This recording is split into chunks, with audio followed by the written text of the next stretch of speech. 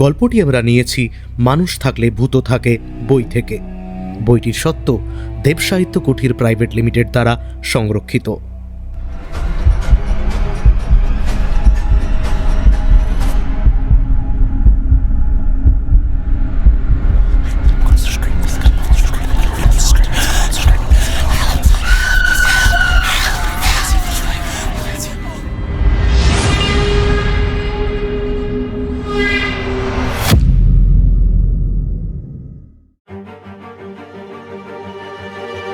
কখনো কি ভেবে দেখেছেন অচেনা অজানা কোনো জায়গা লুকিয়ে রাখে তার রহস্য, লুকিয়ে রাখে তার অপ্রকাশিত মর্মান্তিক কিছু ঘটনা? হয়তো সে কাউকে জানাতে চায় সেই লুকিয়ে রাখা রহস্যগুলি। আজ দ্য ভয়েস ব্যাংক নিয়ে এসেছে সেই রকমই এক ভয়ানক ঘটনার কথা। শুরু হচ্ছে আজকের গল্প। প্রখ্যাত লেখক কামাক্ষী প্রসাদ চট্টোপাধ্যায়ের লেখা ছায়ামূর্তি।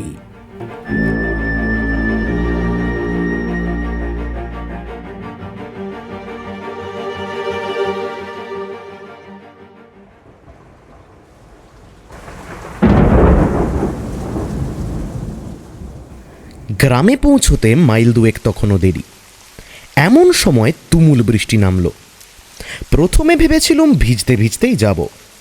বৃষ্টিতে ভিজতে আমার ভালোই লাগে, কিন্তু এই অপরিচিত জনমানবহীন পথে জল আর কাদায় মাখামাখি অবস্থায় পথ হারিয়ে মাঠে মাঠে ঘুরতে হলে বৃষ্টিতে ভেজার আনন্দ যে সম্পূর্ণ উবে যাবে তা মনে আসতেই মতটা বদলে গেল। মাথা গোজবার মতো একটা আশ্রয়ের জন্য উৎসুক হয়ে উঠলাম। এদিকে প্রায় নীলকুঠির অনেক বড় বড় বাড়ির জীর্ণ কঙ্কালগুলি দেখা যায়। সন্ধ্যের মৃদু আলোয় বৃষ্টির মধ্যে দূরে ঝাপসা বাড়িটা দেখে সেই রকমই কোনো একটা বাড়ি বলে মনে হলো। সত্যিই তাই, অতীত দিনের সমস্ত ঐশ্বর্য বাড়িটার গা থেকে খসে পড়েছে। বড় জমিদার বংশের সুশ্রী ছেলেকে ময়লা কাপড় আর ছেঁড়া জামা পরালে যেরকম করুণ দেখায়, ওই বাড়ির বাইরেটাও সেই রকম। কিন্তু আমার অবস্থা তখন বাড়িটার চেয়েও করুণ। আকাশের কাছ থেকেও যে শীঘ্রই করুণা মিলবে এরকম ভরসা পেলুম না। উপস্থিতেই বাড়িতে আশ্রয় নেওয়া ছাড়া আর কোনো উপায় নেই। সন্ধ্যা হয়ে এসেছে।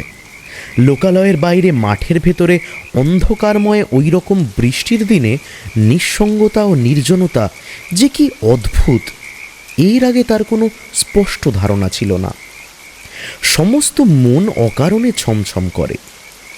আর ছাই, জীবনে যত ভয়ঙ্কর ভূতের গল্প শুনেছি, যতই ভাবি না কেন সেগুলো মনে করব না, ততই একটার পর একটা করে মনে পড়ে যায়। ক্রমশ অন্ধকার গাঢ় হয়ে এলো। বারান্দার একধারে অসহায় অবস্থায় দাঁড়িয়ে রইলুম। বাতাসে চামচিকির একটা স্যাঁতস্যাঁতে গন্ধ। পিছনেই বড় বড় অন্ধকার ঘরগুলো পড়ে রয়েছে। সেগুলো খোলা কি বন্ধ, পুরনো কাঠের দরজা ঠেলে দেখবার উৎসাহ সত্যি বলতে কি একেবারেই ছিল না। কিন্তু হঠাৎ একটা খসখসে শব্দে চুমকে পিছনে চাইলুম।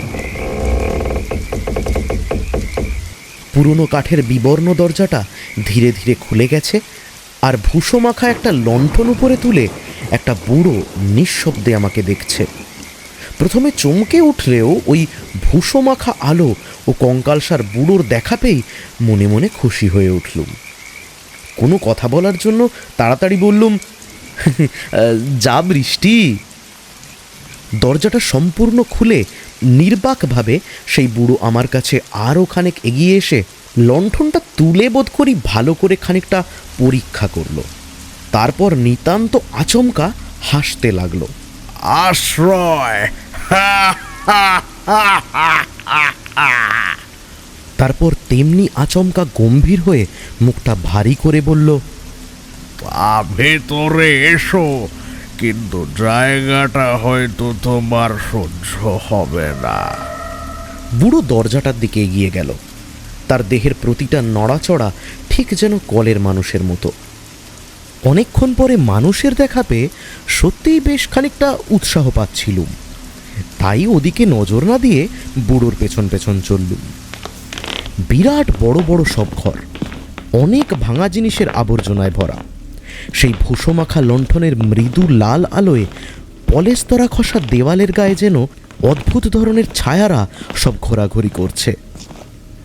আবছা আলোয় গোটা তিনেক বেশ বড় বড় ঘর পেরিয়ে অবশেষে বাড়ির পেছনের অংশে এসে পৌঁছলুম। বুড়ো সামনের ঘরের দরজাটা খুলে যন্ত্রের মানুষের মতো আড়ষ্টভাবে আগে ভেতরে গেল।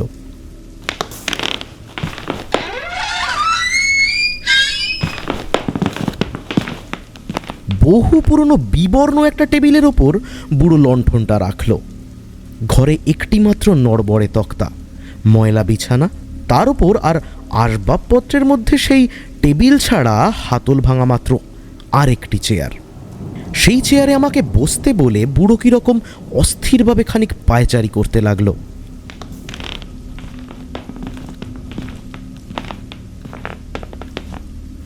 হঠাৎ সামনের জানালার সাঁড়শিটা খুলে অন্ধকারে বৃষ্টি ভেজা আকাশের দিকে চেয়ে রইল।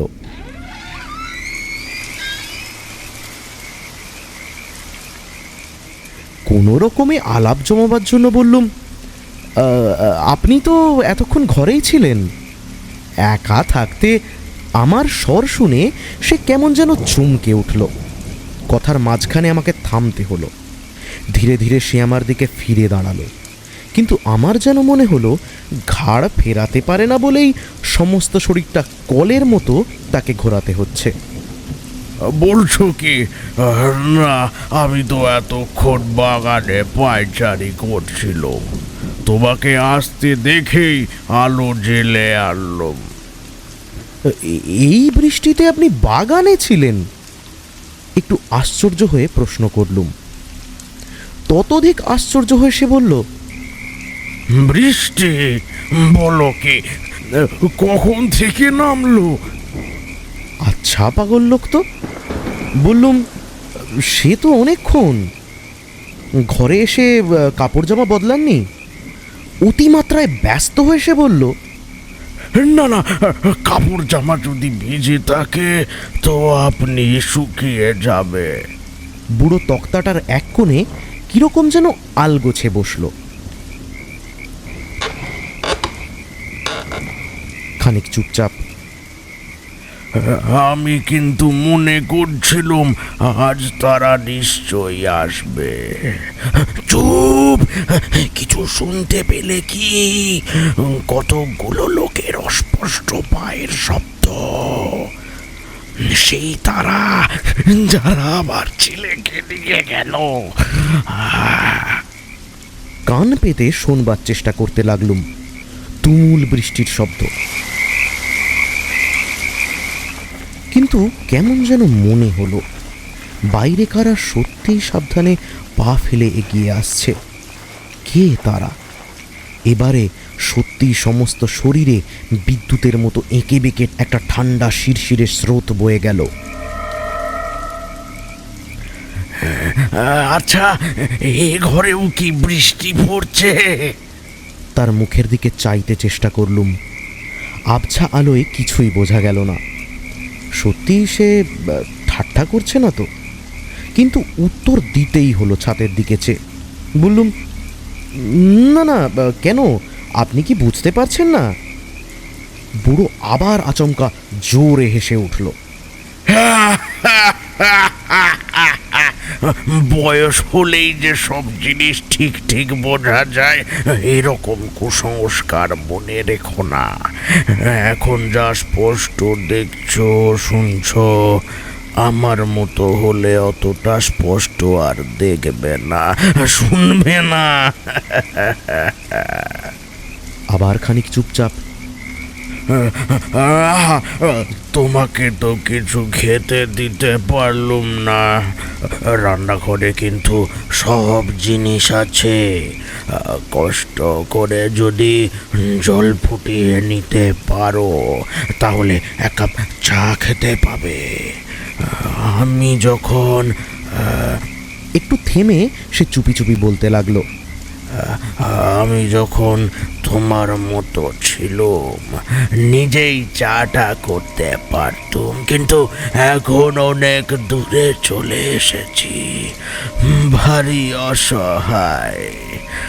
তাই চুপ চুপ, কিছু শুনতে পেলে কি? একটা নতুন সন্দেহ হঠাৎ মাথা নাড়া দিয়ে উঠল। তবে কি চেয়ারে সমস্ত দেহ আটকে গিয়েছে, যেন নড়বার শক্তি নেই। রাত কটা বাজে? ঘড়ি আছে? আমাকে সে জিজ্ঞেস করলো। গলা দিয়ে স্বর বেরোচ্ছে না, তবু কোনো রকমে জোর করে বললুম, সোয়া 9টা। তাহলে এই সবে সন্ধ্যা হলো বলো।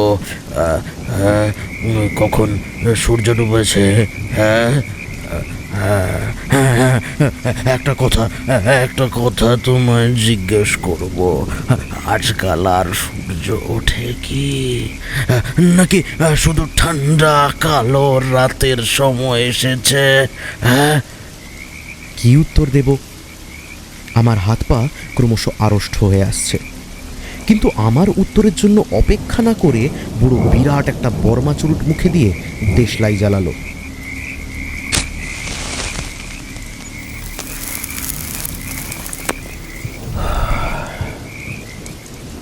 ভাবলুম মুখটা এবারে ভালো করে দেখা যাবে, কিন্তু এত চটপট মুখ নিচু করে চুরুট ধরিয়ে এক মুখ ধোঁয়া ছাড়লো যে কিছুই ভালো করে দেখতে পেলুম না। তার মুখের জায়গায় শুধু লাল খানিকটা চুরুটের আগুন।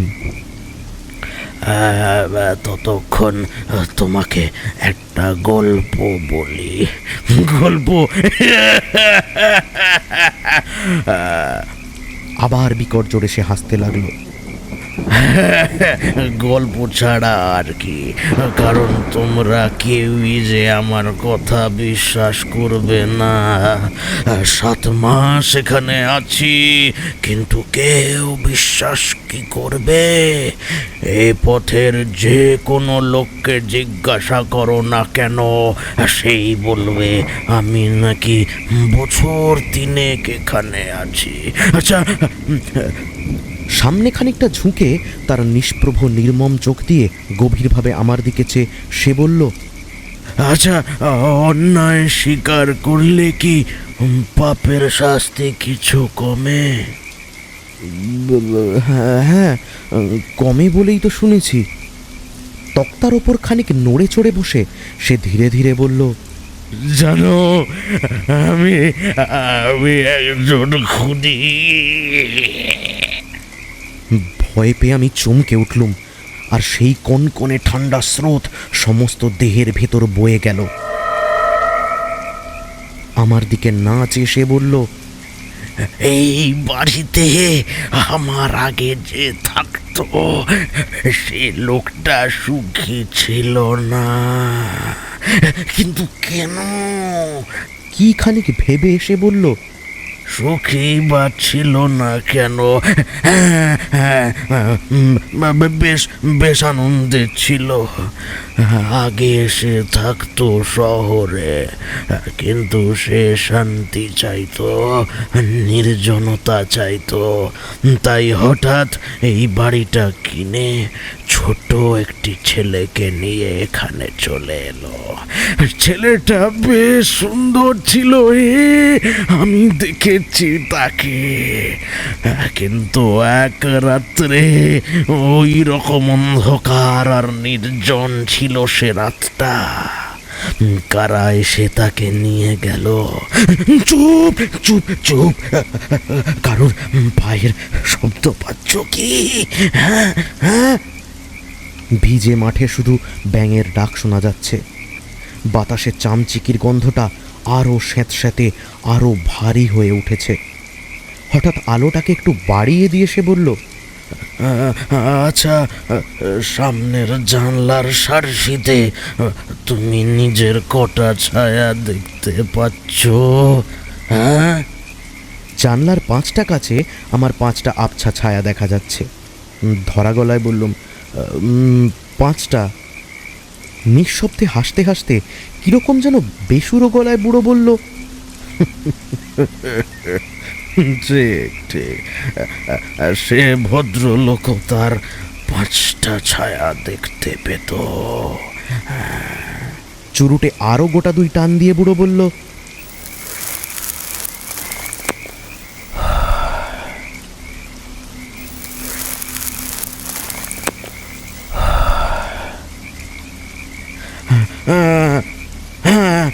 যে কথা বলছিলাম, জানো, সব বাড়ি ভালো হয় না।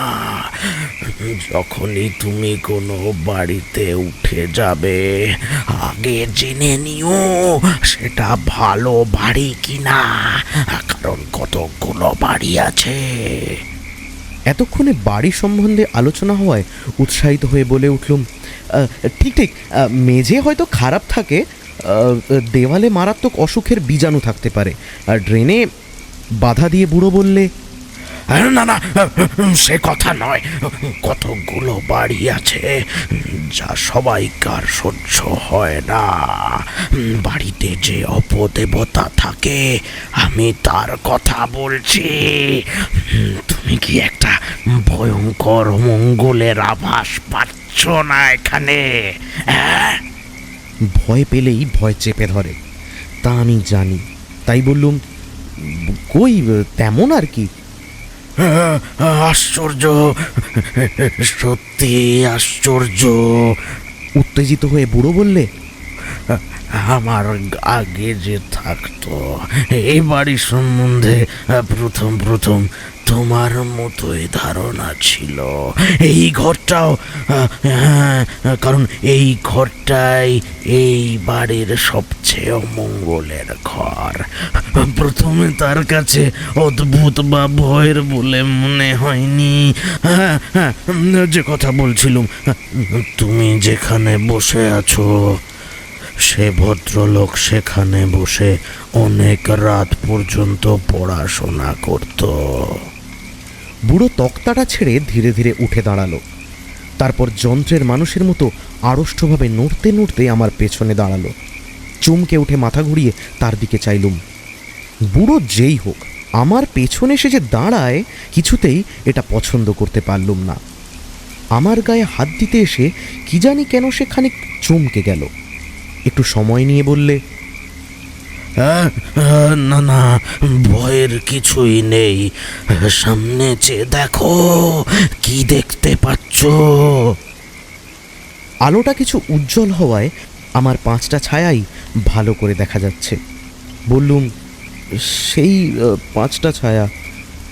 কিন্তু ক্রমশ আমার পক্ষে এসব সহ্য করা কঠিন হয়ে উঠেছে। চেয়ার ছেড়ে দৌড়ে বাইরে চলে যাওয়ার জন্য একটা প্রবল ইচ্ছা অনুভব করলাম। এই স্যাঁতস্যাঁতে চামচিকির গন্ধ, ভুসো মাখা লণ্ঠনের আবছা আলো আর যন্ত্রের মানুষের মতো অদ্ভুত এই বুড়োর চেয়ে অন্ধকার মাঠে একা ভেজা ঢের ভালো। কিন্তু বৃষ্টি আরও জোরে নেমেছে। সেই মুহূর্তেই কাছে কোথাও একটা বাজ পড়ল। থরথর করে কেঁপে উঠল সমস্ত বাড়ি। আমার পেছনে দাঁড়িয়ে বুড়ো কিন্তু বলে চলল, ঠিক তাই, সে ভদ্রলোকও এইরকম 5টা ছায়াই দেখত। বইয়ের পাতা উল্টাবার সময় সে দেখত জানলার ও পাশে সেই 5টা ছায়া একসঙ্গে পাতা উল্টাচ্ছে। হুঁকো খাওয়ার সময় দেখত 5টা ছায়া মূর্তিও একসঙ্গে হুঁকো টানছে। একটা কথা কিন্তু মনে রেখো, তার নাম ছিল হীরেন মুন্সি। মনে থাকবে তো? কেউ যদি তোমায় জিজ্ঞাসা করে ওই বাড়িতে কে থাকে, বলো হীরেন মুন্সি। কারণ অদ্ভুত ফিসফিসে গলায় সে বললে, কারণ কেউ জানে না যে যে যে চুপ চুপ, কারোর পায়ের শব্দ শুনতে পেলে কি? ধীরে ধীরে আরও খানিক পায়চারি করে চুরুটে গোটা কয়েক সুদীর্ঘ টান দিয়ে বুড়ো বললে, প্রথমে লোকটা ভালোই ছিল এখানে, কিন্তু তার ছেলেটা চুরি যাবার পর এ বাড়িতে যে অপদেবতা আছে সে যেন বেশ বুঝতে পারলো। কারা যেন ঘুরে ঘুরে বেড়ায় এ ঘর থেকে ও ঘরে, বারান্দায়, ছাদে, বাগানে, যেন হাসে, যেন কথা বলে ফিস ফিস করে। আর একটা জিনিস একবার থেকে সে লক্ষ্য করলো, ওই ওই ছায়াগুলো যেন ক্রমশ তার অবাধ্য হয়ে উঠেছে। বইয়ের পাতা উল্টালে সবাই হয়তো আর পাতাই উল্টায় না, কেমন যেন বেয়াড়া ভাব তাদের মধ্যে। তারপর তারপর গভীর ঘন গলায় সে বলল, তারপর সেই ভয়ঙ্কর রাতে হিরেন মুন্সি হুকোয় কয়েক টান দিয়েই ছায়াগুলোর দিকে চেয়ে চমকে উঠল। সবচেয়ে ডান দিকের ছায়া মূর্তি হুকোর বদলে একটা চুরুট ধরিয়ে টানছে। পরপর 5 রাত ওই ধরনের ঘটনা ঘটল। 6 রাতের বার আশ্চর্য হয়ে সে দেখল সবচেয়ে ডান দিকের ছায়ামূর্তিটা একেবারে অদৃশ্য হয়েছে। লোকটা আশ্চর্য হয়ে অন্য 4টে ছায়ার দিকে চেয়ে রইল,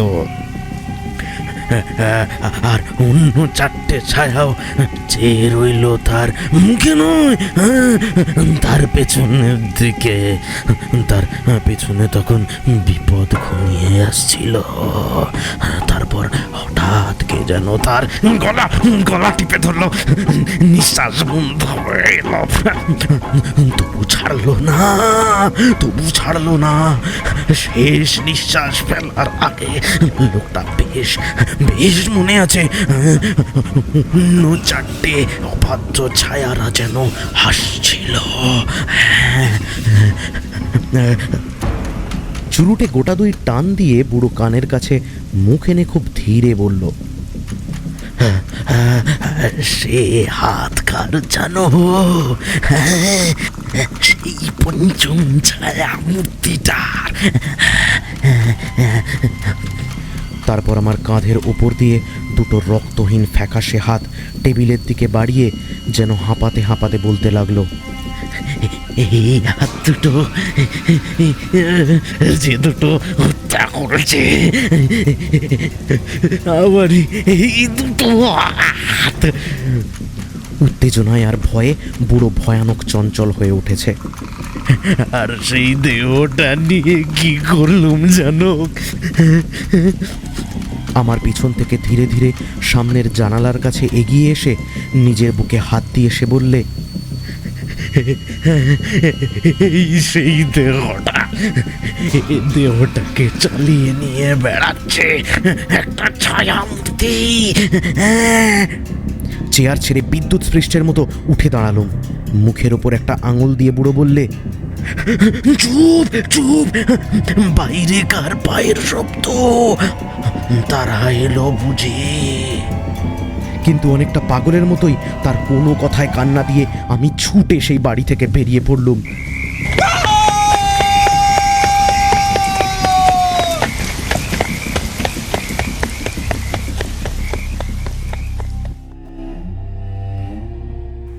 শেষ হলো আজকের গল্প। কামাক্ষী প্রসাদ চট্টোপাধ্যায়ের লেখা ছায়ামূর্তি। গল্প পাঠে ও বৃদ্ধ লোকের ভূমিকায় আমি তুহিন। গল্পটি ভালো লেগে থাকলে লাইক করবেন, শেয়ার করবেন বন্ধুদের সাথে। আর কোন গল্পটা আপনারা শুনতে চান কমেন্টে লিখতে ভুলবেন না। আবারও আসবো এমনই এক রোমাঞ্চকর গল্প নিয়ে। শুনতে থাকুন দ্য ভয়েস ব্যাংক।